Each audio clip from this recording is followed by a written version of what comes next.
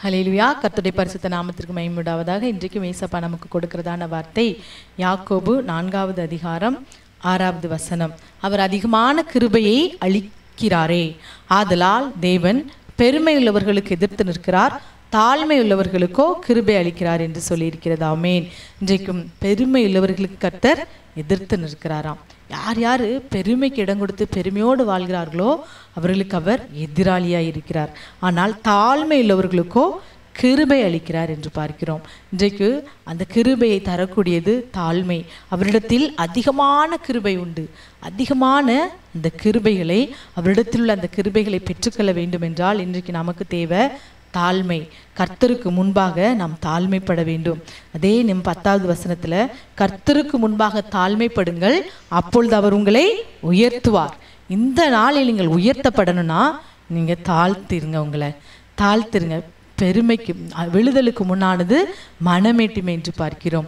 நாம் உயர்த்தப்படணும்னா தாழ்மை வேணும், ஆனால் விழணும்னா மனமேட்டிமை இருக்கணும். இன்னைக்கு விழுந்து போகிறவங்களுக்கு மனமேட்டிமை இருக்கிறவங்க விழுந்து போயிடுவாங்க. ஆனால் தாழ்மை இருக்கவங்க பாருங்க காலாகாலத்தில் உயர்த்தப்படுவார்கள். ஆகவே இன்றைக்கு நாம் விழுந்து போகக்கூடிய அந்த பெருமையும் மனமேட்டிமையும் இன்றைக்கு வேண்டாம்.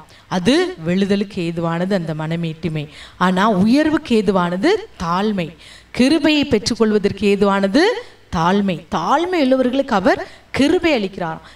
கிருபை ஜீவனை பார்க்கிலும் பெரியது, மேலானது என்று பார்க்கிறோம். இந்த ஜீவன், இந்த உயிரை விட மேலானது எதுன்னு கேட்டால் அது அவருடைய கிருபை தான். அதை பெற்றுக்கொள்ளணும்னா இன்றைக்கு தாழ்மை வேண்டும். ஆகவே இந்த வேலையில் ஏசப்பா எனக்கு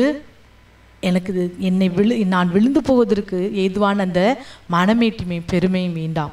நான் உயர்த்தப்படுவதற்கு ஏதுவான உடைய கிருபை பெற்றுக்கொள்வதற்கு ஏதுவான அந்த தாழ்மையினால் என்னை நீர் அலங்கரிங்கப்பா. தாழ்மை உள்ளவர்களுக்கு அவர் கூட இருக்கிறார், ஆனால் பெருமை உள்ளவர்களுக்கோ அவர் எதிர்த்து நிற்கிறார் என்று பார்க்கிறோம். பெருமையுள்ள பிள்ளைகளுக்கு கர்த்தர் எதிராளியாய் செயல்படுகிறாராம்.